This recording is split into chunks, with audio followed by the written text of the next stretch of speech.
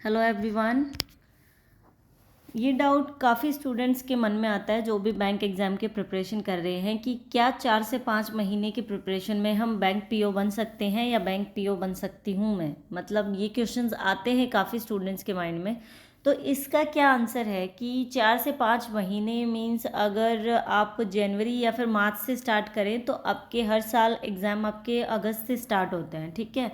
अगस्त से लेके दिसंबर तक या जनवरी तक आपके एग्ज़ाम चलते हैं, तो आपके पास ये 4 से 5 महीने होते हैं प्रिपरेशन करने के। उसके बाद एक आपका एग्ज़ाम का टाइम शुरू हो जाता है जिसमें आपके प्री होते हैं, जैसे 2-3 पेपर के प्री ख़त्म होते हैं तब मेंस आ जाता है, जब मेंस ख़त्म होते हैं तो इंटरव्यू आ जाता है। तो इस तरह से ये फेज़ चलता रहता है, ठीक है। तो 4 से 5 महीने की प्रिपरेशन वो डिपेंड करती है कि आपका बैकग्राउंड कैसा है और आप कैसी प्रिपरेशन कर रहे हैं। मान लीजिए कि एक ऐसा स्टूडेंट है कि जिसकी इंग्लिश वगैरह भी अच्छी है, मैथ्स में भी अच्छी कमांड है, तो वो आराम से, उसको बेसिक्स भी उसके क्लियर हैं, तो वो ईजिली कर पाएगा, उसको इतनी दिक्कत नहीं आएगी, वो 4 से 5 महीने में भी कर पाएगा। बैंक एग्ज़ाम के लिए ये नहीं है कि आप मान लीजिए कि आप 3 साल से कर रहे हैं, आप 4 साल से प्रिपरेशन कर रहे हैं और कोई एक न्यू स्टूडेंट आया है, इसका मतलब ये नहीं है कि वो 4-5 साल वाले को कुछ ज़्यादा ही आता है। आप अगर अच्छे से ढंग से 2-3 महीने अच्छे से प्रिपरेशन कर लेते हैं ना, आप वो सारी चीज़ें उसके बराबर की सीख पाएंगे।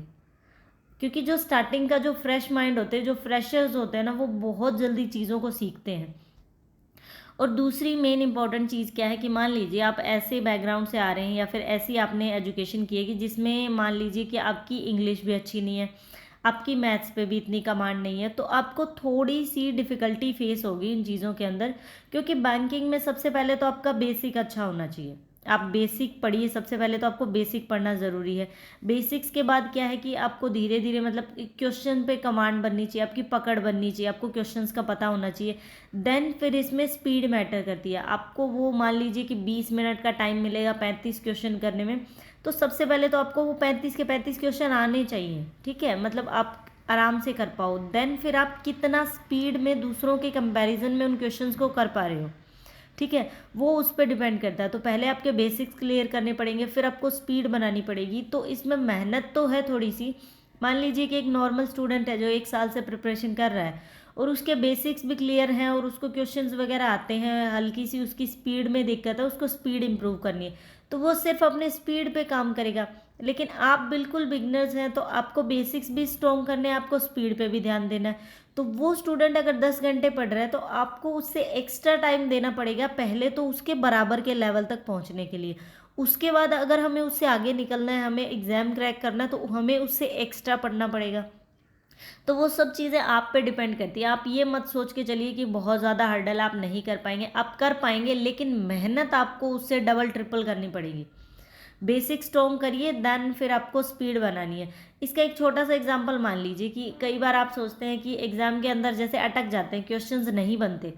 वो क्यों नहीं बनते? क्योंकि प्रिपरेशन इतनी नहीं की होती।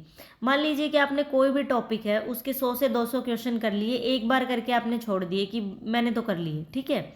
आप अपने घर के मेंबर्स देखिए, अगर आपको एकदम से मान लो कि आपका कोई क्विज टाइप चल रहा है और जैसे मम्मी को दिखाया या पापा को दिखाया, तो आप फट से मुंह से निकलेगा मम्मी या फिर पापा, ऐसे नाम आएंगे, ठीक है। क्योंकि आप उनको डेली देखते हैं और आप मतलब उनके साथ इतना टाइम स्पेंड कर चुके हैं कि आप उनको जानते हैं। एक नया पर्सन मान लीजिए कि आपके कोई पड़ोस में कोई आया है या फिर कुछ और है, मतलब उनके नाम आपको एक बार सुने आपने और आपके सामने लाके खड़ा कर दे, तो आप एक बार थोड़ा सा कुछ सेकंड्स लगाएंगे सोचने में कि क्या नाम है इसका। वही आपके क्वेश्चंस के साथ होता है। अगर मान लें कि 200 से 300 क्वेश्चन है, मैं तो कह रही हूँ एक टॉपिक पे कम से कम 1000 से 1200 क्वेश्चन करने मोस्ट इंपॉर्टेंट है। और एक बार नहीं, कम से कम 4 से 5 बार वो क्वेश्चन करने हैं। टाइम लगेगा, लेकिन हमें क्या है कि बाकियों से आगे भी निकलना है और हमें उन पे इतनी अच्छी पकड़ बनानी है उन क्वेश्चंस पे कि वो क्वेश्चन देखते ही आपके एग्जाम में क्या होता है, कुछ कुछ स्टूडेंट्स के साथ 5 to 10 सेकेंड क्वेश्चन देख के ब्लैंक हो जाते हैं, होएगा कि नहीं। आपके दिमाग में सीधा का सीधा आंसर आना चाहिए, इतनी प्रैक्टिस होनी चाहिए आपकी। और अगर इतनी प्रैक्टिस कर लोगे तो 4 to 5 मंथ में ही आप बैंक पीओ बन सकते हो। आपको कोई ज़रूरत नहीं है आपके 2 से 3 साल वेस्ट करने की, बस इस चीज़ का ध्यान रखना है, ठीक है। Thank you for watching the video.